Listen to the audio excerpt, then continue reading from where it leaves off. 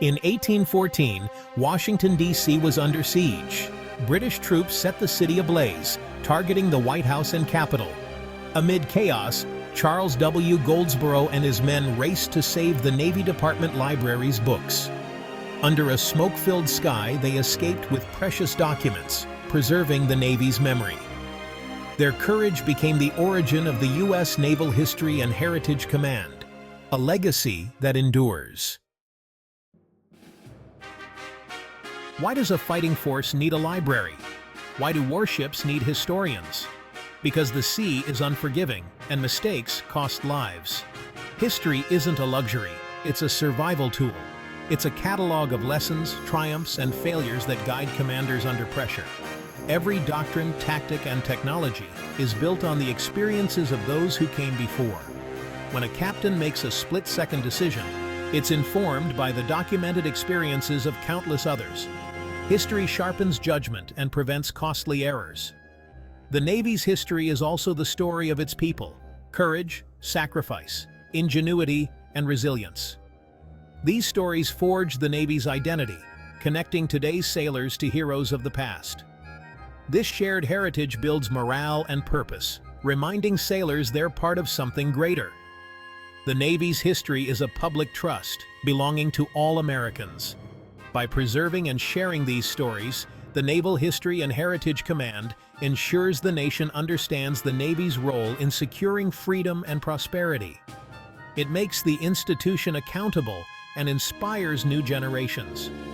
The past isn't just remembered, it's used to shape the future. Naval history is the Navy's compass. It keeps the service on course. The Naval History and Heritage Command began in a modest office, born from a practical need. In 1800, President John Adams urged the Navy Secretary to gather books on naval architecture, charts, and maritime law. The Navy Department Library became a working tool for leaders, its books and atlases guiding the fleet through its formative years. Over time, it grew into the Navy's institutional memory, the heart of its story. The 19th century transformed the Navy and its historical collection. As the Navy shifted from sail to steam, the library gathered engineering treatises and ship designs. Each expedition, from Perry's opening of Japan to the Great White Fleet, added new knowledge. The Civil War was a turning point, with blockades, river warfare, and ironclads. Secretary Gideon Welles appointed Professor James R. Soule to compile official records, launching a systematic effort to document naval history. The result, a monumental 30-volume series on the Civil War at sea. The Spanish-American War cemented the need for a formal historical office. President Theodore Roosevelt, a naval historian himself, championed preservation. In 1915, the Office of Naval Records and Library was established, uniting library and archives. World Wars I and II accelerated the mission, generating vast records. New methods were developed to collect everything from ship logs to photographs. Combat artists and historians documented operations in real time. This ensured the lessons of war would be preserved for future analysis. The Navy's archive became one of the world's most important military collections. The command's history is shaped by dedicated individuals who saw memory as a strategic asset. Commodore Dudley W. Knox, a veteran of 2 wars, led the Office of Naval Records and Library for over 2 decades. Knox expanded collections, lobbied for funding, and rescued vital documents. He saw artifacts as teaching tools, not just relics, and built the foundation for the modern archive. His work made naval history an active part of Navy culture. Rear Admiral Samuel Eliot Morrison, a Harvard historian and naval officer, was chosen by FDR to write the Navy's World War II history. Morrison served on 11 ships, witnessing battles firsthand. His 15-volume history set a new standard: rigorous, compelling, and accessible. Morrison proved that history could inspire both admirals and citizens. His legacy cemented the role of professional historians within the Navy. Their dedication ensured the Navy's lessons and sacrifices would never be forgotten. These architects made history a living force within the service. The command's mission endures because of their vision. Memory became a weapon as vital as any ship.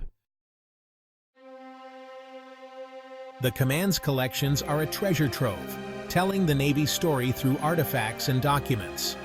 Famous items include Perry's "Don't Give Up the Ship" flag, but countless lesser-known stories fill the archives. The command holds extensive records of polar exploration, chronicling the Navy's role in charting the Arctic and Antarctic. The Navy's art collection, with over 20,000 works, captures the human side of naval life: tension, exhaustion, and beauty at sea. These images provide an emotional connection to the past. The Underwater Archaeology Branch manages thousands of shipwrecks and aircraft, including the Confederate submarine H.L. Hunley. The Hunley's excavation revealed secrets of early undersea warfare. Most poignant are the personal letters and diaries of ordinary sailors. These documents reveal homesickness, friendship, fear, and the thrill of discovery. One collection features a Wubby sailor's letters home, full of optimism and quiet bravery. These personal stories offer a counterpoint to grand strategy. They remind us of the individual cost of war. The command preserves both the epic and the intimate. Every artifact is a piece of living history. The command's work shapes the modern Navy in visible and subtle ways. It supports the fleet, answering thousands of historical requests each year. When a new ship is commissioned, the command provides its lineage, connecting crews to a legacy of service. This heritage builds unit pride and cohesion. Lessons preserved by the command inform strategy and training. The Naval War College relies on its case studies and archives to educate future leaders. Officers study past battles to avoid mistakes and find inspiration. The command is a critical part of the Navy's intellectual ecosystem. Its museums tell the Navy's story to millions, inspiring public understanding and service. Museums are educational institutions, not just collections of objects. The command's records inform ship design, making each new vessel safer and more capable. History is literally built into the Navy's steel hulls. The echoes of the past shape the fleet of today. The command keeps the Navy's story alive and relevant. What began as a desperate effort to save a few books has become a global mission. The Naval History and Heritage Command is the Navy's institutional memory, guarding its stories and lessons. In an age of rapid change, the wisdom of the past is an anchor and a compass. Preserving history is an act of faith in the future. The command ensures sacrifices aren't forgotten and hard-won knowledge isn't lost. By studying past leaders and ordinary sailors, today's Navy finds models to emulate. History provides standards and inspiration. This connection to the past gives sailors identity and purpose. They walk in the footsteps of those who came before, carrying on a legacy. The command is a living part of the Navy, providing context for today's decisions. Like a compass, it helps plot a true course. By keeping memory alive, the command ensures the Navy is ready for any challenge. The past guides the future as the Navy sails forward.